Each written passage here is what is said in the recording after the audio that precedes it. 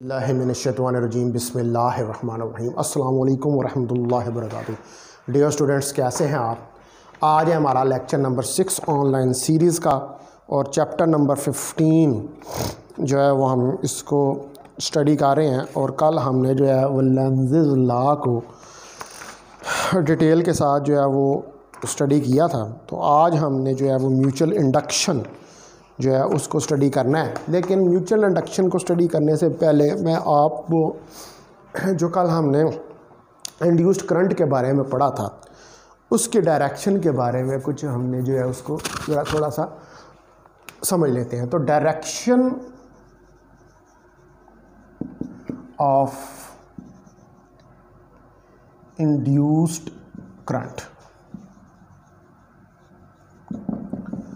अब सपोज़ करें कि आपके पास ये एक लूप है और हमारे पास एक मैग्नेटिक फील्ड है जो इनटू द पेज आपने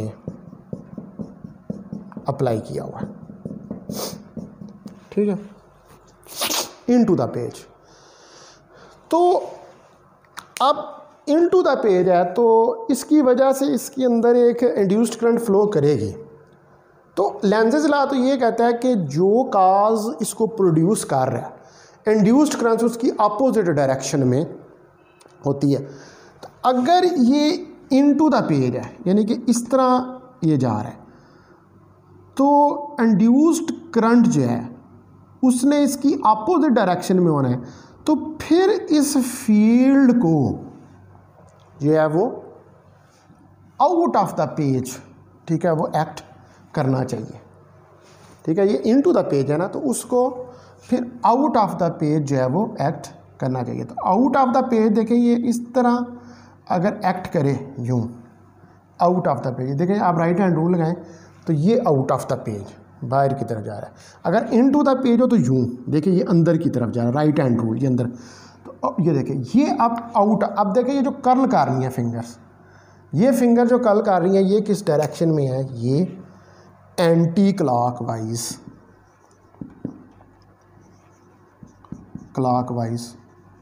डायरेक्शन है, ठीक है। तो अगर आपके पास जो है यहाँ पर फील्ड जो है वो आउट ऑफ द पेज हो, ठीक है, यानी कि फील्ड जो है वो हमारे पास ये डॉटेड हो out of the page, out of the page. तो जब आउट ऑफ द पेज होगी तो आप देखें कि फील्ड ये बाहर की तरफ आएगा। तो अब फील्ड को अंदर की तरफ होना चाहिए, इनटू द पेज होना चाहिए। तो इनटू द पेज होगा, देखिए ये अंदर की तरफ, ये अंदर की तरफ। तो अब करंट जो है वो किस डायरेक्शन में होगी? वो क्लॉक वाइज डायरेक्शन में होगी। तो आप बड़ी आसानी से राइट हैंड रूल लगाकर डायरेक्शन ऑफ इंड्यूस्ड ईएमएफ जो है उसको कैलकुलेट कर सकते हैं, ठीक है डियर स्टूडेंट्स। तो अब मैं आता हूँ इसके ऊपर जो हमारा टॉपिक है आज का, म्यूचुअल इंडक्शन। म्यूचुअल का मतलब होता है बामी, म्यूचुअल इंडक्शन, बाहमी इलेक्ट्रोमैग्नेटिक इंडक्शन। अब म्यूचुअल इंडक्शन जो है इसके अंदर क्या होता है कि हमारे पास दो क्वाइल्स होती हैं, ठीक है डियर स्टूडेंट्स। और वो दो क्वाइल्स जो हैं उनको हमने साइड बाय साइड जो है वो रखा होता है। देखें एक ये क्वाइल है,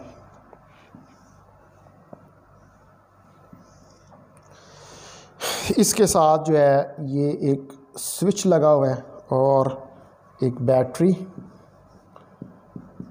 इसमें लगी हुई है। और इधर जो है एक हमारे पास ये रियोस्टेट लगा हुआ है और ये इससे इसमें से जो है वो जब हम इसको कनेक्ट कर देंगे तो क्या होगा कि ये करंट आईपी जो है वो इसमें से फ्लो करेगी, ये आईपी करंट जो है इसमें से फ्लो करेगी। और इसके साथ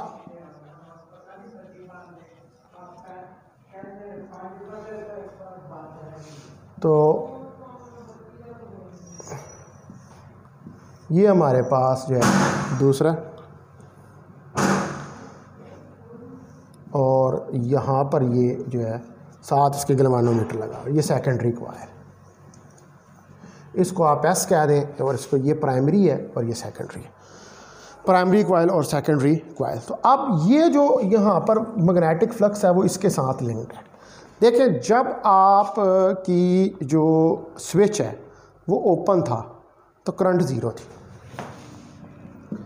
आई ज़ीरो थी, लेकिन जब आपने स्विच को लगा दिया तो आई जो है वो आई पी के बराबर होगी। इसका मतलब है कि there is a change of current, ठीक है। तो यहाँ पर करंट के अंदर चेंज आई है इस प्राइमरी कॉइल में। तो ये जो प्राइमरी कॉइल के अंदर करंट के अंदर चेंज आई है वो रिलेटेड है इस सेकेंडरी के साथ। अब यहाँ पर जब करंट चेंज होगी तो करंट के चेंज होने से एक मैग्नेटिक फ्लक्स चेंज होगा, और वो मैग्नेटिक फ्लक्स जो है वो लिंक्ड है इस सेकेंडरी कॉइल के साथ।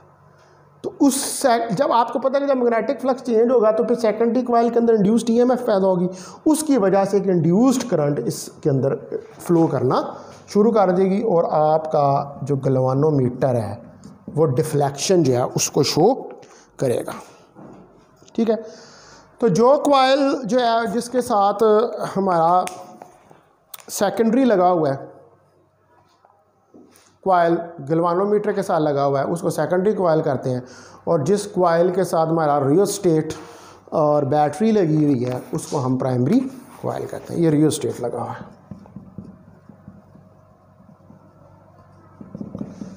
ठीक है डियर स्टूडेंट्स। अब ये हमें बात यहाँ पर समझ आ गई। अब हमने जो है सेकेंडरी के अंदर जो इंडक्शन होती है, यानी कि जो सेकेंडरी कॉइल के अंदर इंडक्शन हो रही है, उस इंडक्शन को हमने कैलकुलेट करके देखना है।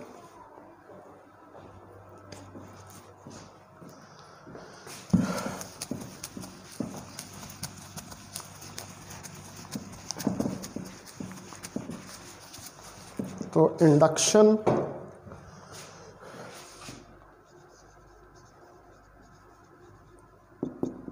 In the secondary coil S, secondary coil S के अंदर हमने इंडक्शन दे दी। अगर प्राइमरी के अंदर, ठीक है, if current changes in coil P, अगर कॉइल पी के अंदर जो है वो करंट चेंज होती है by changing the resistance of rheostat, तो क्या होगा कि the magnetic flux changes in primary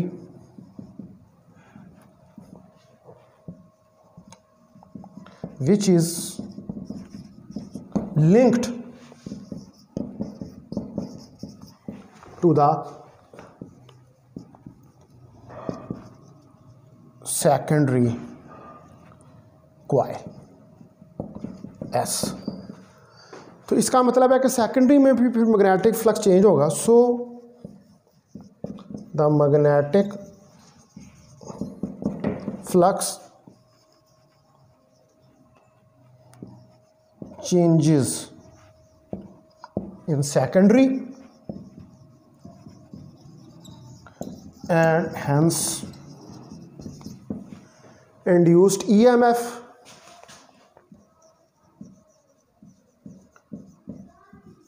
and induced current is produced in coil S, यानी कि सेकेंडरी इंड्यूस EMF पैदा। तो दिस फिनोमेना, इसको हम क्या कहते हैं, this phenomena is known as mutual induction.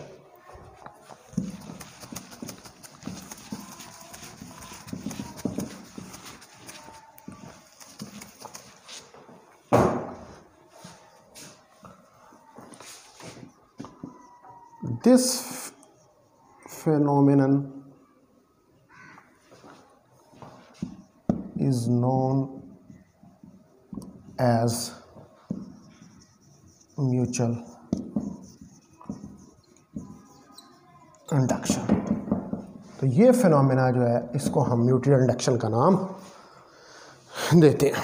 तो अब हमने इसको कैलकुलेट करना है। तो according to Faraday's law of electromagnetic induction जो सेकेंडरी के अंदर प्रोड्यूस हो रही है delta phi over delta T induced EMF, ये हम कहते हैं कि हमारे पास इक्वेशन नंबर 1 है। एन एस क्या है? Number of turns of coil S, यानी कि सेकेंडरी क्वाइल की number of turns and delta phi S over delta E T rate of change of flux है जो सेकेंडरी क्वाइल में चेंज और एप्सिलॉन एस के जो इंड्यूस्ड ईएमएफ सेकेंडरी क्वाइल के अंदर प्रोड्यूस जो है वो हमारे पास हो रही है। अब आप देखें कि जो हमारे पास म्यूचुअल इंडक्शन है, अगर फाई एस फ्लक्स पास कर रहा है, पासिंग थ्रू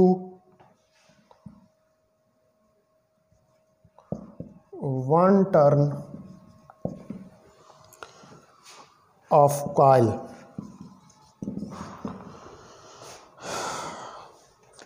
तो then flux through coil S is N S phi S. तो फ्लक्स जो है वो एन एस फाई, तो magnetic flux through secondary coil जो है वो डायरेक्टली प्रोपोर्शनल होगा the current into the primary, यानी कि N S phi S is directly proportional to I P, क्योंकि प्राइमरी के अंदर जब करंट चेंज हुई है तो सेकेंडरी के अंदर जो है वो मैग्नेटिक फ्लक्स चेंज हुआ है, क्योंकि प्राइमरी के अंदर भी मैग्नेटिक फ्लक्स चेंज हुआ है और वो प्राइमरी का जो मैग्नेटिक फ्लक्स है वो लिंक्ड है सेकेंडरी के मैग्नेटिक फ्लक्स के साथ।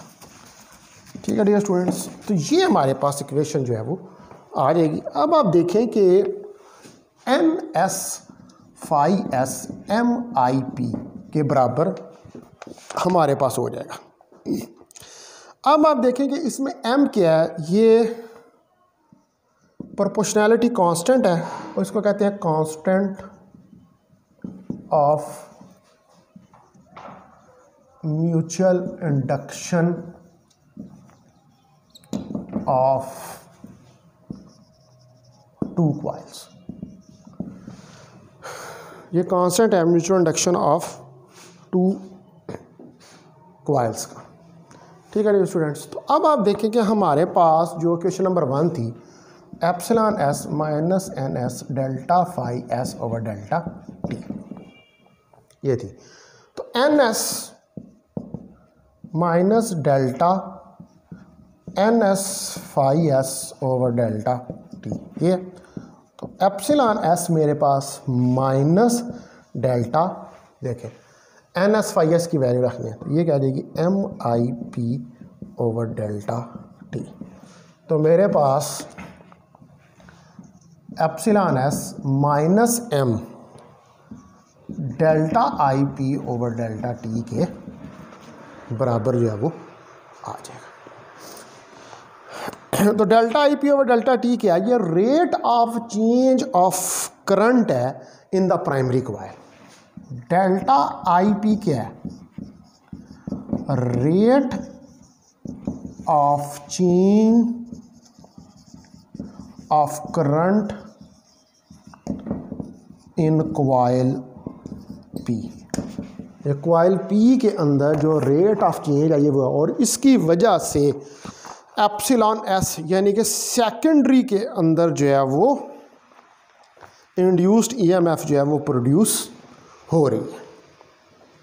ठीक है डियर स्टूडेंट्स, तो अब आप देखें कि जब प्राइमरी के अंदर चेंज होती है करंट तो हमारे पास सेकेंडरी के अंदर इंड्यूस्ड ईएमएफ पैदा हो जाती है। इसका मतलब है कि फिर सेकेंडरी में से ही इंड्यूस्ड करंट भी फ्लो करना शुरू जो है वो कर देगा।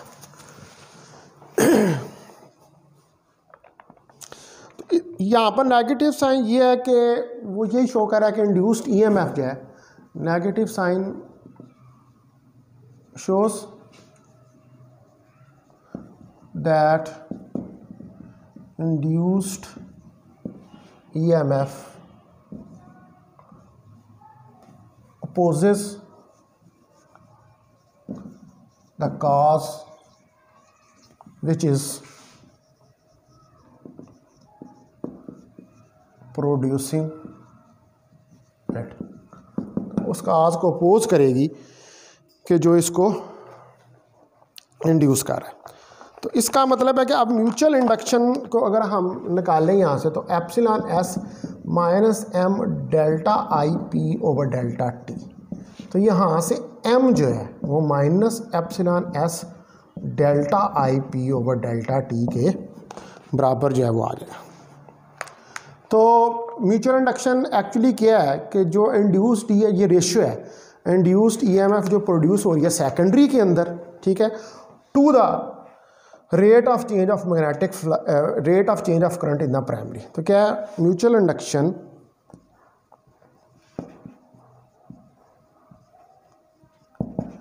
is actually the ratio of induced EMF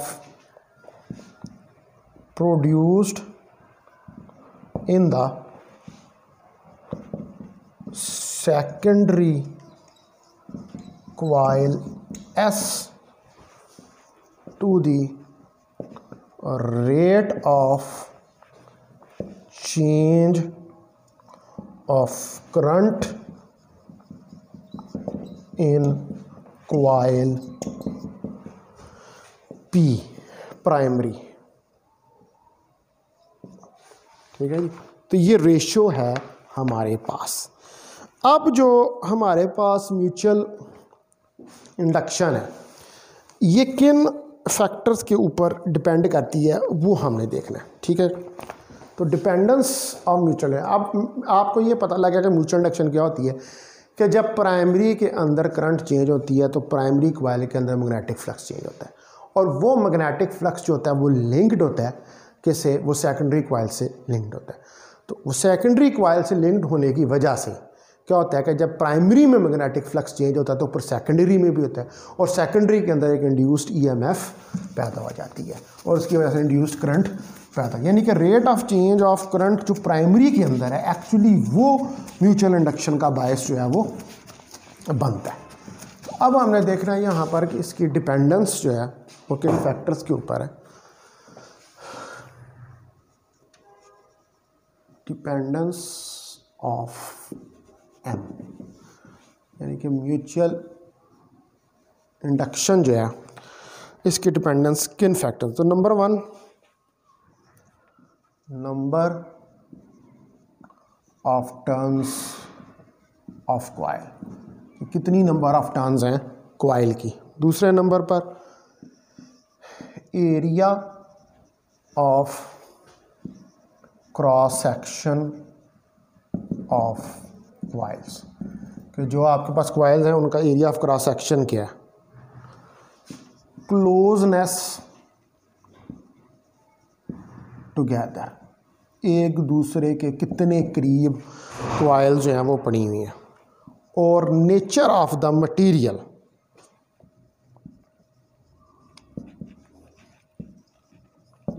nature of the material of the core upon which the coils are wounded।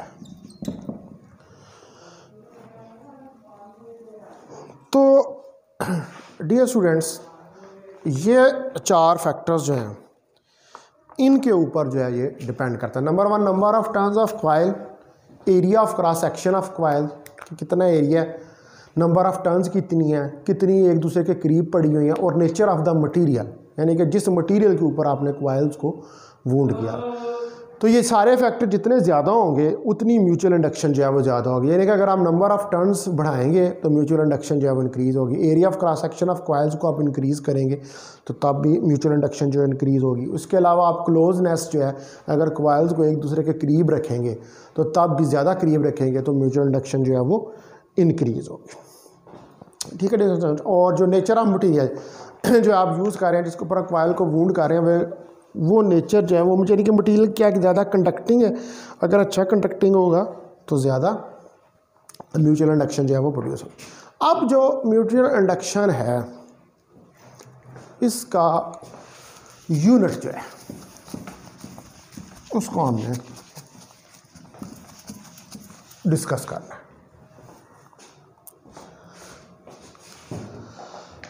तो आप देखें कि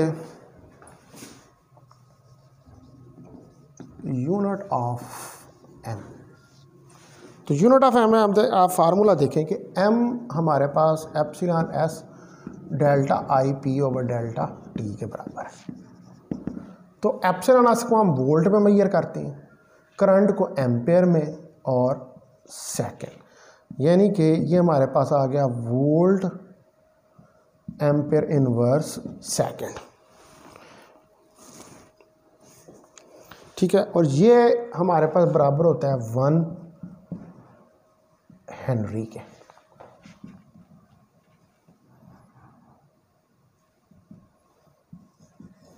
ठीक है जी, ये हमारे पास 1 हेनरी के बराबर होता है, और इसको हम लिख लेते हैं 1H। तो हेनरी जो है वो इसका यूनिट है। ठीक है students.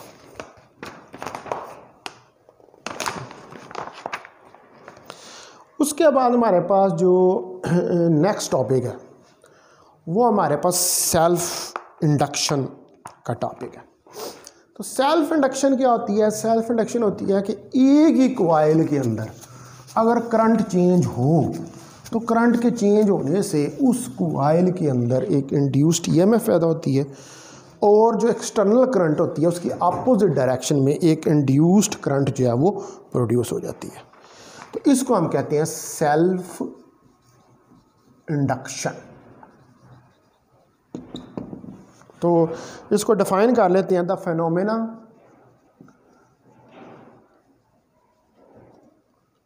In which a changing current in the coil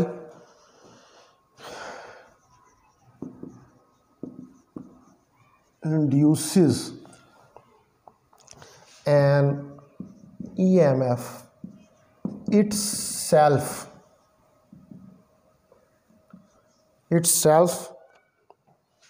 is called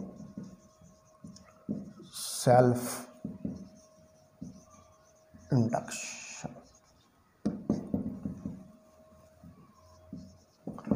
इसको हम सेल्फ इंडक्शन का नाम जो है वो देते हैं। अब आप देखेंगे हमारे पास इसकी एक्सप्लेनेशन देखते हैं।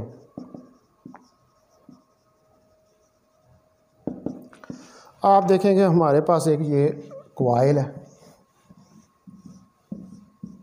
ठीक है। इस कॉइल के साथ आपने एक स्विच लगाया हुआ है, यहाँ पर ये बैटरी लगी हुई है, और ये इधर एक रियोस्टेट लगा हुआ है, और ये करंट इसके अंदर से फ्लो कर लिया जब स्विच जो है वो कनेक्टेड होगा। ये स्विच एस लगा है, ये बैटरी को एप्सिलॉन ईएमएफ जो है वो दे रही है, और ये रियो स्टेट है। ये कॉइल है हमारे पास। तो अब जब इस कॉइल के अंदर करंट चेंज होगा, यानी कि पहले देखें जब जिस स्विच ओपन था तो करंट ज़ीरो थी, लेकिन जब स्विच कनेक्ट हो गया तो करंट आई होगी। तो क्या हुआ? करंट चेंज हुई। तो जब करंट चेंज होगी तो क्या होगा कि करंट के चेंज होने की वजह से एक मैग्नेटिक फील्ड जो है वो प्रोड्यूस होगा। तो जब हम रियोस्टेट जो है इसकी मदद से रेजिस्टेंस को चेंज करेंगे, दो तरीके से करंट जो है वो चेंज हो सकती है। या तो आप पहले स्विच को ऑफ़ करें और फिर ऑन कर दें, या स्विच ऑन ही रहे और रियोस्टेट से रेजिस्टेंस चेंज करें, तो तब भी आपकी जो है वो करंट चेंज होगी। और करंट के चेंज होने की वजह से एक मैग्नेटिक फ्लक्स जो है उसके अंदर चेंज प्रोड्यूस होगी जो कि कॉइल के साथ लिंक्ड होगा, और इसके नतीजे में एक इंड्यूस्ड ईएमएफ जो है वो प्रोड्यूस हो जाएगी, जिसको हम कहते हैं सेल्फ इंड्यूस्ड ईएमएफ। और ये फिनोमेना जो होता है इसको हम सेल्फ इंडक्शन का नाम जो है वो देते हैं। तो अब हमने जो है ये सेल्फ इंडक्शन जो है इसका फार्मूला कैलकुलेट करना है। तो सिमिलरली उसी तरीके से ही जैसे हमने म्यूचुअल इंडक्शन में किया था, देखें जो इसकी नंबर ऑफ़ टर्न्स n हैं और करंट के चेंज होने से ये प्रोड्यूस हो रही है, तो n of i directly proportional i के, और n ऑफ i जो है वो l i के बराबर। यहाँ पर l जो है ये क्या है, ये सेल्फ इंडक्टेंस कांस्टेंट है, ये चीज़ आ जाएगी। और हमारे पास जो फैराडेज लॉ के मुताबिक एप्सिलॉन l जो है minus n delta phi over delta t के बराबर है। तो अब आप देखें कि हमारे पास epsilon l minus delta n phi over delta t, तो यहाँ पर n फाई की वैल्यू जो है उसको सब्स्टिट्यूट कर दें। तो आप जब यहाँ पर n फाई की वैल्यू को सब्स्टिट्यूट करेंगे तो epsilon l is equal to minus delta l i over delta t, और epsilon minus l delta i over delta t, यानी कि एक self induced EMF epsilon l produce हो जाएगी सर्किट के अंदर जब करंट जो है वो कॉइल में चेंज होगा। और यहाँ से आप देखें कि l जो है minus epsilon l delta I over delta T के बराबर। नेगेटिव साइन यही शो कर रहा है कि जो इंड्यूस्ड ईएमएफ प्रोड्यूस हो रही है वो अपोज कर रही है उस काज को। काज क्या है यहाँ पर, चेंज ऑफ करंट, जिसकी वजह से मैग्नेटिक फ्लक्स है उस काज को अपोज कर रही है जो उसको प्रोड्यूस कर रहा है। ठीक है, तो सेल्फ इंडक्टेंस को भी हम फिर उसी तरह यही डिफाइन कर सकते हैं कि सेल्फ इंडक्टेंस क्या है। सेल्फ इंडक्टेंस एक्चुअली रेशियो है सेल्फ इंड्यूस्ड ईएमएफ की विद रिस्पेक्ट टू, रेशियो है किसके साथ, rate of change of current के साथ। यानी कि जब rate of change of current उस कॉइल के अंदर चेंज होगी तो उसकी वजह से उसके अंदर जो है वो एक इंड्यूस्ड सेल्फ इंड्यूस्ड ईएमएफ जो है वो पैदा हो जाएगी। अब हमने जो है देखें कि इसके अंदर इसकी डिपेंडेंस जो है उसको देखते हैं। तो dependence of L, self inductance,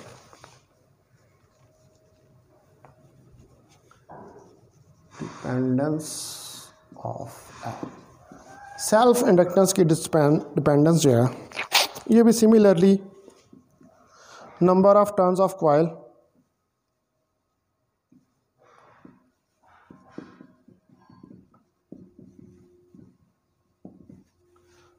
number 2 पे area of cross section of coil, और नंबर 3 के ऊपर नेचर ऑफ द मटेरियल।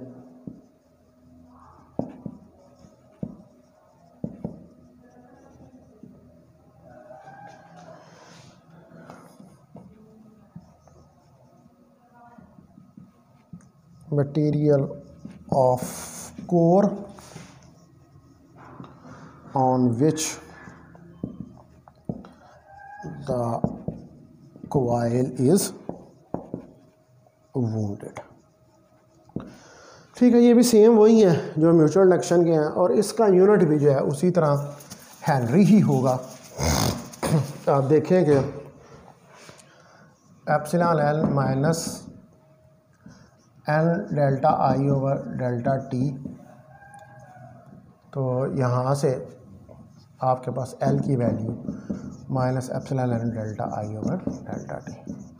तो वोल्ट एम्पियर पर सेकंड और ये आ जाएगा volt second ampere inverse is equal to 1 henry.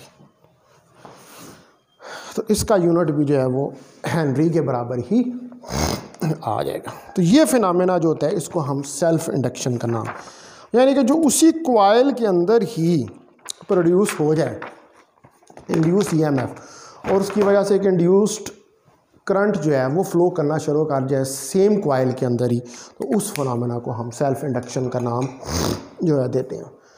तो अब डियर स्टूडेंट्स जो है ये हमने आज 2 आर्टिकल्स जो हैं उनको कवर किया, सेल्फ इंडक्शन को और म्यूचुअल इंडक्शन को। अब नेक्स्ट जो है वो हम स्टडी करेंगे energy stored in A inductor.